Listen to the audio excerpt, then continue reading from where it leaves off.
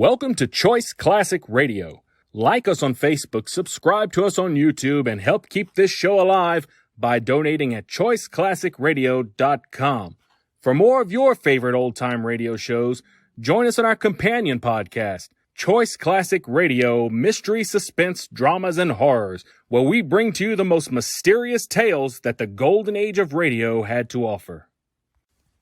And now, with over 200 episodes made, originally airing on NBC Radio Network from 1944 to 1950, we bring to you Boston Blackie.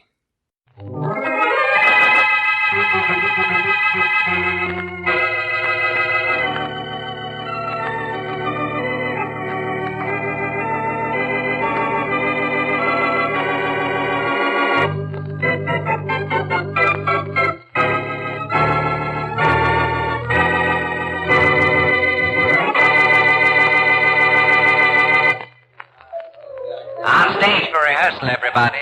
On stage, everybody, please. Hey, Blackie. So this is what it looks like backstage at Carousel, huh? That's right, Shorty, only it's Carousel. Same thing. Only you pronounce it awful funny. Say, Faraday would like it here. He's been on the merry-go-round for years. Now, we're really going to see a big star in the show. She's a star in my book, Shorty. Actually, she's understudy, the leading lady. Huh? Is that good? In the biggest musical hit on Broadway, nothing is bad. Here's the dough we want. Gee. We're really going to see a real live Broadway star. Want me to hold you up, Shorty? No, I'm leaning on something. Hello, Ivor. Mind a visitor or two? Blackie, how are you? Come on in. Thanks, Ivor. Ivor, this is my friend Shorty. Shorty, Ivor Withers. Oh, hello. How are you? Gee, a real Broadway star. Oh, not exactly, Shorty. Blackie, you remember my cousin Dick Ainsley, don't you? Oh, yes. Hello, Dick. How are you? Hello. Blackie, I think I'll have a look around. Huh? All right, but don't go far away. Okay. Well, Ivor, you miss me? What do you think? That's what I like. A nice direct answer. How are things at that swank jewelry store of yours, Dick? Oh, all right. Well, when they have a really nice big stone in stock, Dick, just let me know, and for half the take, I'll steal it for you. That's not very funny, Blackie. I was going, Ivor. See you later. Dick, wait. What's the matter, Dick? Say, what's the matter with him, Ivor? That remark you made about stealing a diamond. Why, Dick ought to know better than to... Well, you don't understand, Blackie. There was a robbery at the store last week. Dick was under suspicion.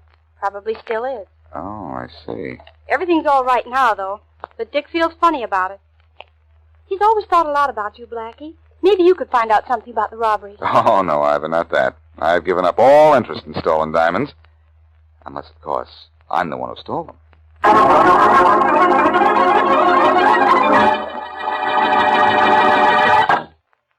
And now meet Dick Calmer as Boston Blackie, enemy to those who make him an enemy, friend to those who have no friend.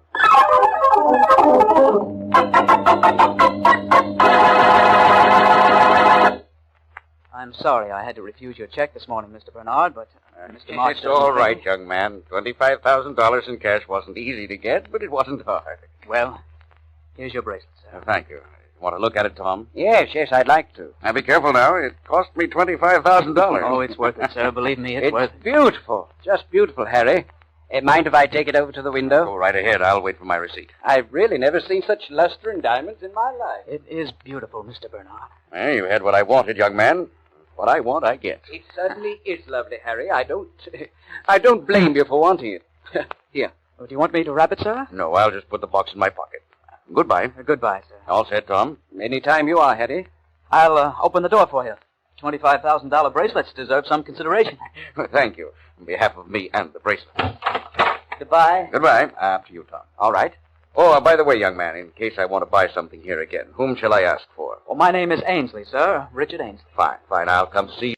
Goodbye. Thank you. Goodbye. Well, Harry, I hope you're happy. Where to now? Across the street to Gallagher's to have the bracelet appraised. I think I made a good purchase, but I'd just like to make sure.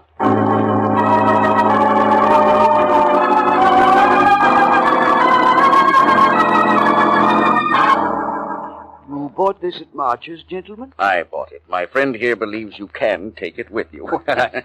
I'm going to try. It's a beautiful piece of work. Very beautiful. Well, what would you people here at Gallagher's say it was worth? For what it is, a great deal. It's a magnificent piece of craftsmanship. Of course, you know it's an imitation. It's what? But a lovely one. It's worth at least $400.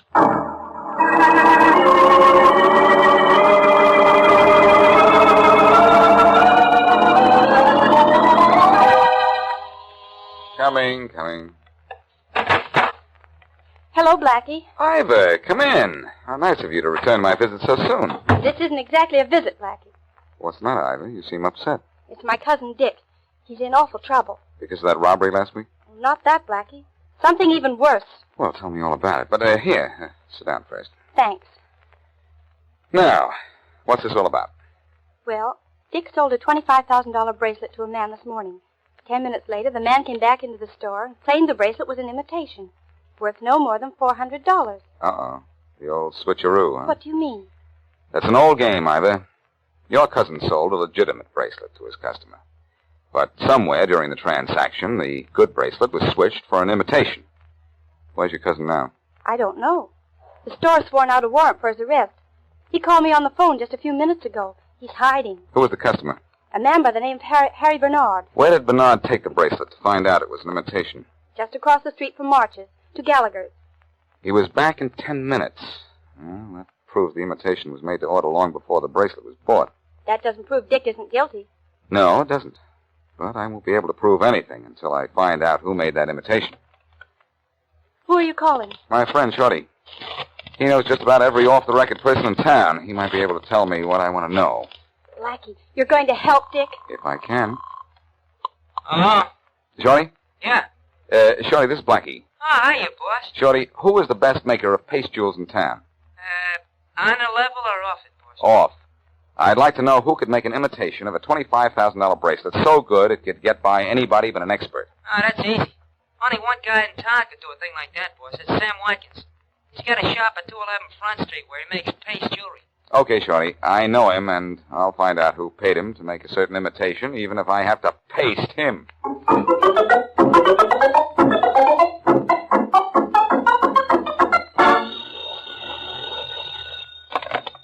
Faraday speaking. Hello, Inspector. This is Blackie. Hooray! So it's Blackie.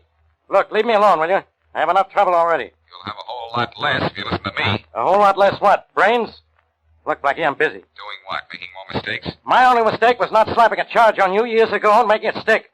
So whatever you're going to tell me, I don't want to hear. Now listen to me, Faraday. I said I didn't want to hear it. It's important. I don't care what it is. Now don't bother me. All right, Inspector. Goodbye. Blackie, wait. For what? What do you want to tell me? Nothing. Oh, come on, Blackie. Don't hold out on me. What do you know? What do you know, Inspector? I know you're driving me nuts. Now, look, I don't have all day. All right, Faraday. It's about this Dick Ainsley case. What do you know about that? You're looking for Ainsley as the man who engineered the switch. That's right. As usual, Faraday, you're wrong. Yeah, I suppose you know who switched that bracelet. No, but I'm going to find out. And you're going to find out at the same time. See how good I am to you? Not yet, I don't. What do I have to do? As if I didn't know I was going to be sorry about the whole thing. You have to meet me at the corner of River Boulevard and Front Street in 30 minutes. And offhand, I'd say it was pretty important for you to be on hand.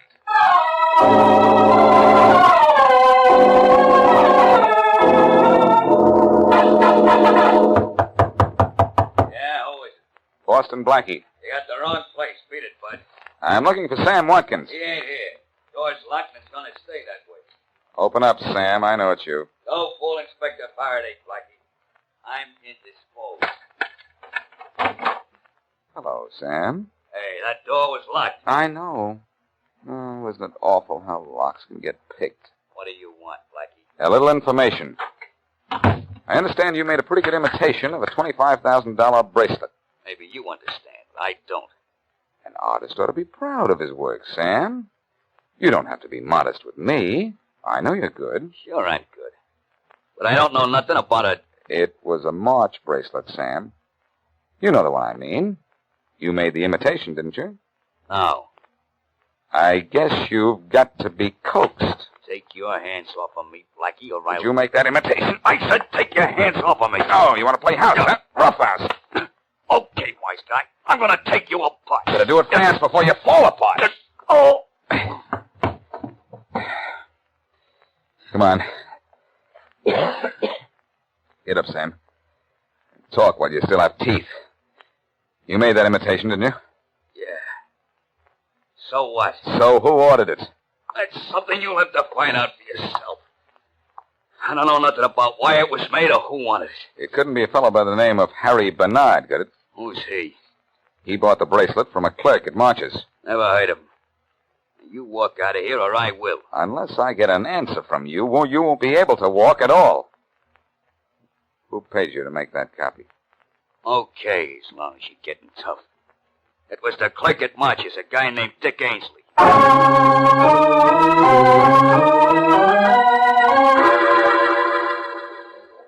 Girls' chorus on stage, please. Girls' chorus on stage. Come in. Hello, Ivor. Oh, Blackie, what took you so long? I called you just 10 minutes ago. Oh, it seemed like 10 hours. I'm supposed to be rehearsing, but I've been trying to get Dick on the phone. I can't find him anywhere. Have you tried jail? Have they arrested him already? I don't know. Wise guy that I am, I had Inspector Faraday listening outside Watkins' door. And the inspector said he was going to arrest Dick? He probably has done it already. Oh, thank heaven you're here. Dick, where have you been? All over town. The police are looking for me everywhere. I've got to hide, and you've just got to hide me. I didn't steal that We know bracelet. you didn't, Dick. We know you didn't. But maybe you ought to give yourself up just till we prove it. No, I won't. I'm in enough disgrace already. Before I go to jail, I'll kill myself. Do you understand? I'll kill myself.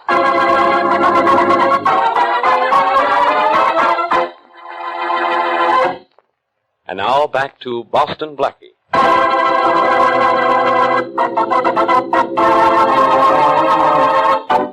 When Blackie went backstage to see his friend Ivor Withers' Broadway hit Carousel, he didn't expect trouble. But now he has plenty of it, trying to prove that Ivor's cousin, Richard Ainsley, is innocent of selling an imitation bracelet in place of a real one. With Faraday listening outside, Blackie forced the man who made the fake bracelet to tell who ordered it from him, and he named Richard Ainsley. Blackie returned to Carousel to see Ivor Withers when Richard rushed in and demanded to be hidden from the police. As we return to our story, we're still backstage. And Ivor Withers is on stage rehearsing one of the songs she made sings in him the the play. way that he is, whether he's false or true. Something gave him the things that are his. One of those things is you.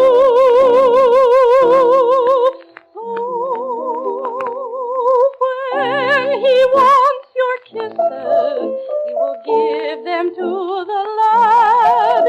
And anywhere he leads you, you will walk.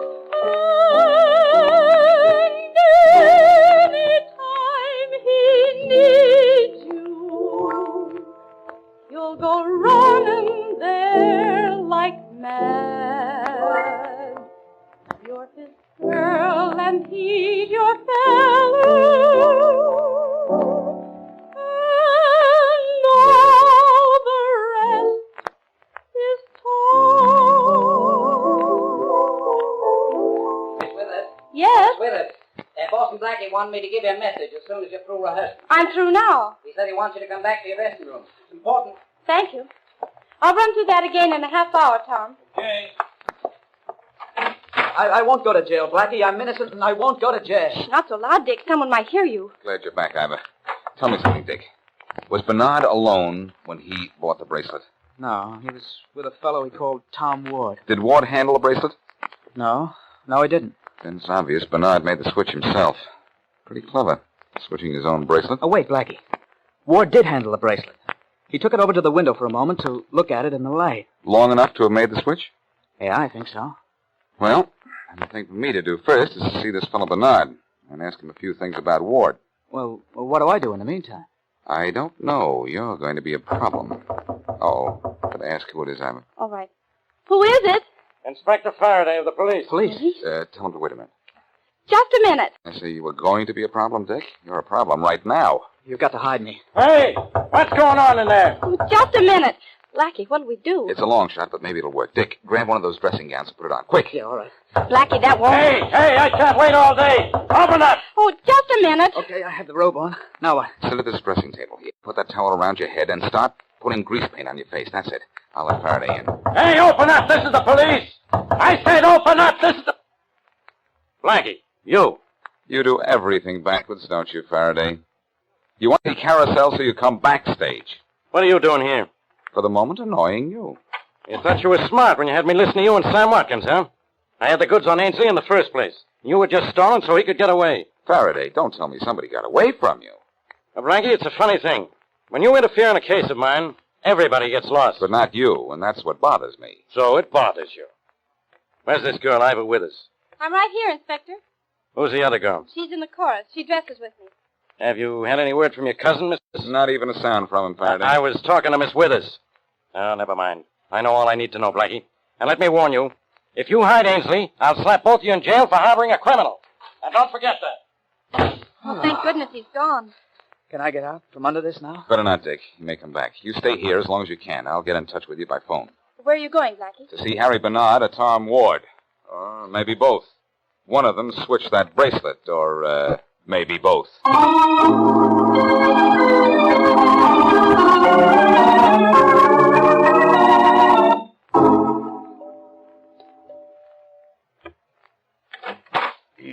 Yes?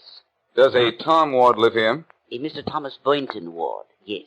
Who's calling, please? Boston Blackie. Step inside. I'll see if he's in, sir. Thank you. This way, sir. Say, what is this, a home or a museum? It's Mr. Ward's townhouse, sir. Townhouse is right. It hold a good-sized town. We like it. We like it. We servants, sir. Oh, brother. Mr. Ward should be in the library here. Yeah? Mr. Boston Blackie to see you, sir. Tell him to come in. You may go in, sir. When you tell me that's official, huh? Thanks. Mr. Boston Blackie, sir. Thank you, Smith. Yes, sir. You wanted to see me? I'm not sure. You're not sure? I'm looking for a man named Tom Ward. There are 6 of them in the city. I'm trying all of them. Trying all of them? For what? I'm looking for the Tom Ward who was with Harry Bernard when he bought a $25,000 bracelet at March's yesterday afternoon. Then you found him? You? Yes. I only met Bernard recently, but I was with him. I was with him when he bought it, when he had it to his, and he took it back to March's. Say, I've seen you before, haven't I? You're the president of the Avenue City Banks, aren't you? And worse luck, chairman of the board, which means I have to work for a living, too. Well, I guess I owe you an apology, Mr. Ward. For what? Well, I came up here hoping to prove that you switched the bracelet Mr. Bernard bought. You know, I haven't been able to find Bernard at all. He isn't in the phone book. His phone's unlisted. I see. Whose idea was it to have the bracelet appraised? His? Could he possibly have switched the bracelet on the way to the appraisers? I don't see how. All we did was go across the street. Did he carry the bracelet in his hand or put it in his pocket? Why, in his pocket. He could have had that duplicate bracelet in the March's box already in that pocket, couldn't he? Well, I really couldn't answer that. But that is the answer to how the phony bracelet was substituted for the good one. Where does Bernard live, Mr. Ward? He has apartment 9A at 1011 Riverview. But look here, I believe the clerk at March's is the thief. That theory is NG. No good, Mr. Ward, because the clerk is NG, not guilty.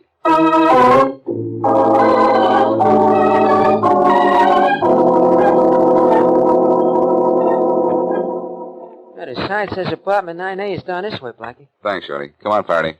I don't know why I let you waste my time, Blackie. Dick Ainsley is the man I want. You want Harry Bernard, and you're going to get him, thanks to me. Then explain why Sam Watkins said he made the phony for Ainsley. That needs explaining only to someone as dumb as you. He was covering up for his partner. What partner? Bernard! That was a tough bracelet to copy. He wouldn't do the work for less than half the cut.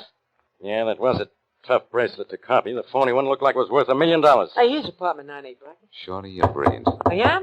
Now, you let me handle this. No. I want this done right. Maybe nobody's home. The girl at the desk downstairs said Bernard hadn't left all day. I think I can handle this door. You picked the lock so quick, Blackie. Amazing what I can do when I try, isn't it, Faraday? Besides, it wasn't locked. Go on, let's go in.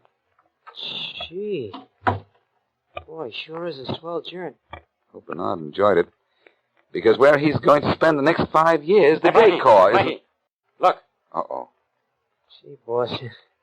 He looks, a little dead. Shorty, there's no such thing as a little dead. Like there's no such thing as a little garlic. It's Harry Bernard. Plenty of identification. All right, Blackie. Now, wait a minute, Faraday. Wait a minute. This is one time you can't say I killed him. I brought you up here so you could arrest him.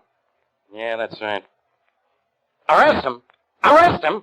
How can I arrest a dead man? You can't. But you can grab the guy who fired the shot into Bernard. Yeah, let's go then. Hold everything.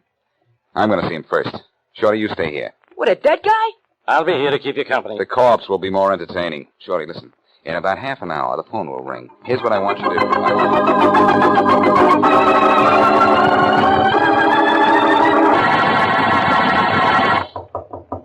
Yeah, who is it? Boston Blackie.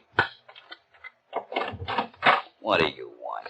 In. I don't want you in. Then you'll have to throw me out. I'm already in. All right. Now what? Close the door. I think we ought to talk in private. Okay.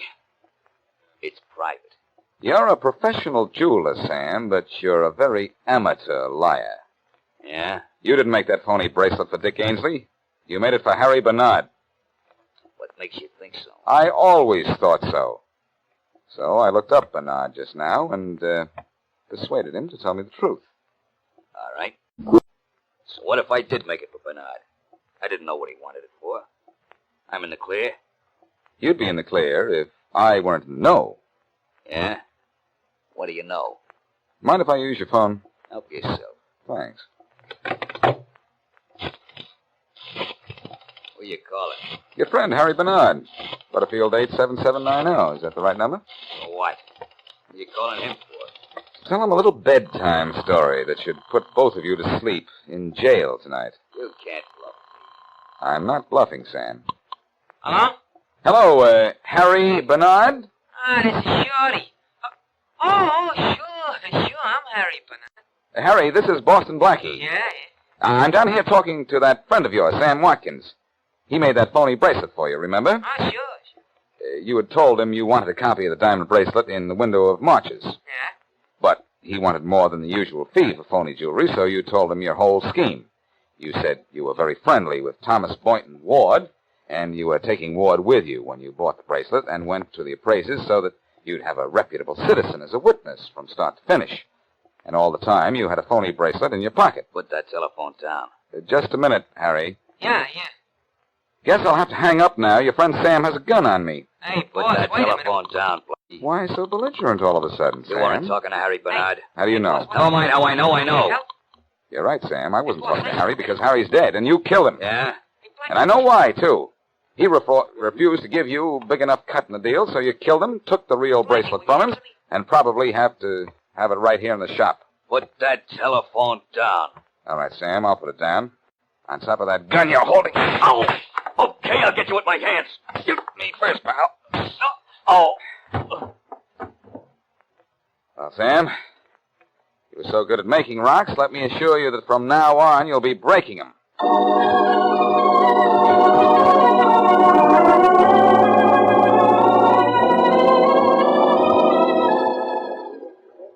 Oh, Blackie, thanks for everything you did for Dick. Wait, Ivor. I want to thank Blackie myself.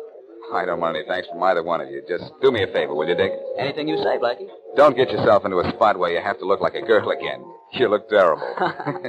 You know, if I'd used my head, I'd never have gotten into trouble. I noticed that fellow, Sam Watkins, hanging around outside the store for a week, looking at the bracelet in the window. I thought he was doing a sketch, too. Doing a sketch, huh? Well, beginning pretty soon, he's going to be doing a stretch.